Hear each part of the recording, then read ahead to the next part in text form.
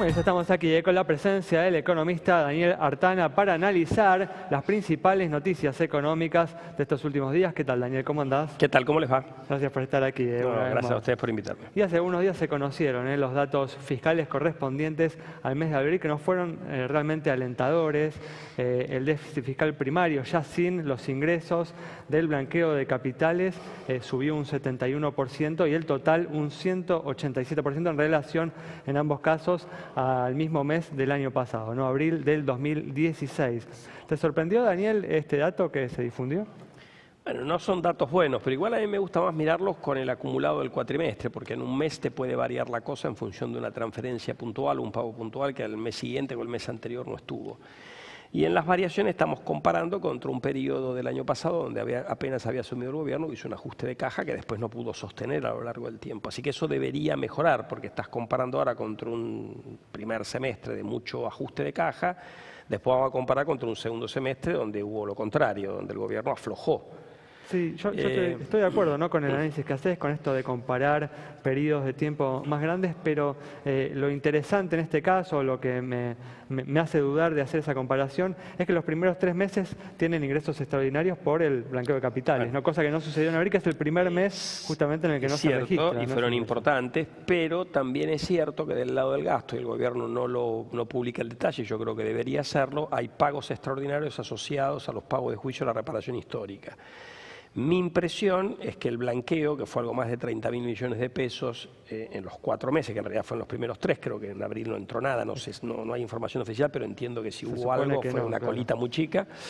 Del otro lado, los juicios puede ser un número importante, porque eso va a ir creciendo además todos los meses. Porque en la reparación histórica hay 2 conceptos. Un concepto de una sola vez, donde el gobierno negocia el pago de la sentencia judicial, o cuando no hay sentencia negocia el pago de lo que evitaría un juicio, y después el aumento en la jubilación, que ese es un gasto permanente que se compró la reparación histórica. Entonces, cuando uno saca los efectos puntuales, hay que sacar el blanqueo y hay que sacar también los pagos de juicios, cosa que no se puede hacer porque la información oficial es bastante dispersa. Pero bueno, de acuerdo a los datos que ha dejado, ¿no?, este primer cuatrimestre, ¿considerás que el objetivo que se planteó el gobierno para este año, el déficit primario de un 4,2% del PBI, resulta alcanzable?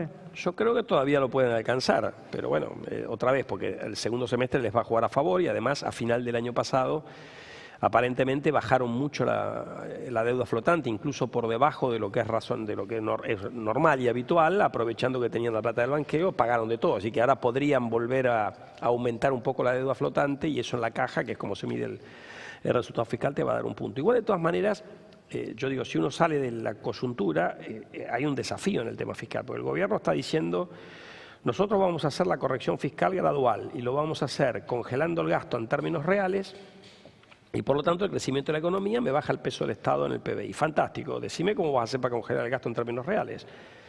Las jubilaciones suben porque la fórmula de ajuste va por arriba de la inflación, va por salarios y por recaudación previsional que va atada a salario y empleo. Por lo tanto, la cantidad de jubilados no está bajando porque sigue habiendo abiertos algunos regímenes. Eso es 40% del gasto primario. La inversión pública dicen que va a subir. Entonces, ¿qué te queda? En la parte salarial, los salarios en algún momento van a crecer, ganarle a la inflación, tendrías que compensarlo con reducción del empleo. Es cierto que hay gente que se va yendo del sector público, pero no es una cuenta tan obvia. Yo sospecho que después de las elecciones el gobierno va a tener que anunciar algunas reformas estructurales que hagan creíble esta hipótesis de que el gasto se va a mantener constante en términos reales, porque si vos miras los últimos años ha crecido por arriba de la inflación y en lo que va a abril, aun si uno hiciera alguna estimación de pago de juicios, también creció en términos reales en el cuatrimestre. Claro. A esto, Daniel, se suma el problema de que el gobierno prometió una reforma impositiva integral para bajar el famoso costo argentino, para que las empresas argentinas sean más competitivas. ¿Se puede hacer esto? ¿Se puede bajar impuestos y al mismo tiempo bajar el déficit? Y si es así, ¿por dónde habría que empezar a bajar? Bueno, yo creo que el gobierno no dijo bajar impuestos, el gobierno dijo cambiar impuestos. Y ha dicho también que lo piensa hacer en forma gradual, en parte porque con la presión tributaria que es enorme y con impuestos disparatados como tiene Argentina hoy, varios de ellos, igual no te alcanza. Entonces, en realidad, acá la verdadera batalla para poder bajar la presión tributaria viene por poder bajar el nivel de gasto y el déficit, y eso te puede dar algún espacio. Después, en términos de impuestos, Argentina en general, impuesto donde mirás, es un impuesto que es alto en la comparación internacional.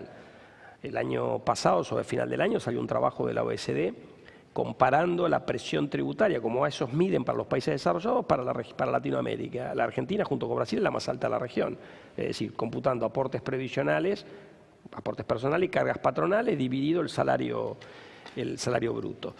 Después, donde lo mirás, los impuestos al consumo son altos cuando computás IVA, ingresos brutos, impuesto al cheque y tasa municipal. Porque el impuesto al cheque en realidad es un impuesto a la venta encajada. La mayoría de la recaudación la ponen las empresas, digamos. Eso es altísimo en la comparación internacional. Hoy la tasa de 35% del impuesto a las ganancias sobre ganancias que no se ajustan por inflación también es altísima a nivel internacional porque la efectiva es mucho más alta. Entonces, en realidad, la reforma tributaria requeriría, como vos dijiste, bajar un montón de impuestos, para lo cual puede haber una compensación que es ampliar bases imponibles, pero no te va a dar, con lo cual o van a ir muy despacio o van a tener que realmente ponerse los pantalones y lograr bajar el peso del gasto público en la economía, que es la madre de todas las batallas. Acá el resto me parece que estamos discutiendo cositas chiquitas, ¿no? Hablando, Daniel, ¿no?, de esto de ir muy despacio, ¿vos compartís el enfoque gradualista que ha elegido el gobierno?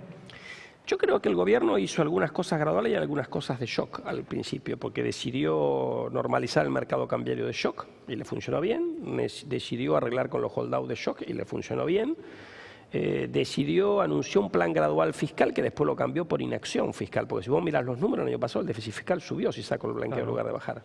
Entonces, ¿qué ajuste fiscal hubo? Yo digo, porque a veces escucho a la expresidenta hablar del ajuste, digo, ¿qué ajuste fiscal hubo? Hubo cambio de figuritas. A la clase media le subiste las tarifas y le subiste el mínimo en impuesto de ganancia, con lo cual le bajaste los impuestos a la clase media. En el medio, quien ganó y quien perdió, qué sé yo, le bajaste los impuestos. ¿No? Este año se apuntaría a una reducción del déficit en relación a Sí, de medio punto del PBI. En una economía que crece te lo da la recaudación, eso. Es decir, no hay mucho ajuste fiscal y tampoco hay ajuste externo acá, con lo cual...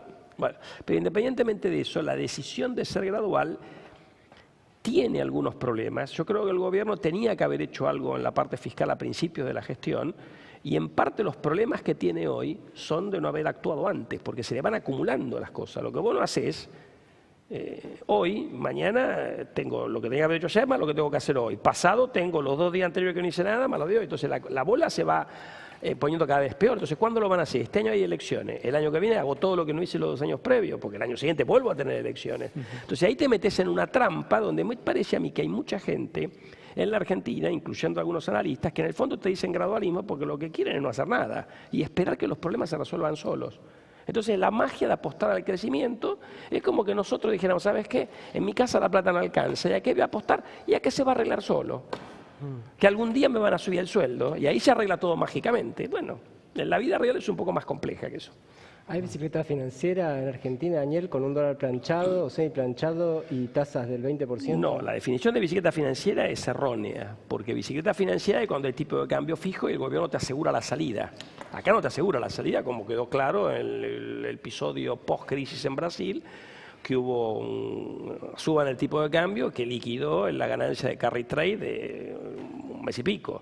Ahora, eso no quita que no haya gente que corra ese riesgo, y por momentos gane y pierda. Venía ganando, el último mes le tocó perder. El problema en la Argentina es que lo que gana el sector privado haciendo carry trade, lo pierde el Banco Central. Y ahí te genera déficit cuasi fiscal potencial. Y ahí es donde tenés un problema. Porque en teoría, si el gobierno emite LEVAX y coloca LEVAX a la tasa de interés y la gente hace carry trade, pero del otro lado yo tengo un activo en dólares, bueno, depende de la tasa de interés en dólares ver si ese negocio funcionó o no. Hay un tipo de cambio al cual el negocio, como vimos en las últimas semanas, se parte y el Banco Central hasta pudo haber ganado en las últimas semanas. Pero es un negocio complejo porque mientras hay carry trade el gobierno pone y algún día cuando salta el tipo de cambio recupera. Pero en el medio la política es complicada de eso, ¿no? Bueno, nos tenemos que ir yendo. Daniel, muchas gracias por haber estado con nosotros. Nos vamos entonces con el análisis de Daniel Artana, advirtiendo sobre los riesgos que plantea el enfoque que viene tomando el gobierno en relación al grave problema del déficit fiscal. Nos reencontramos el próximo viernes a las 20 horas aquí en Metro.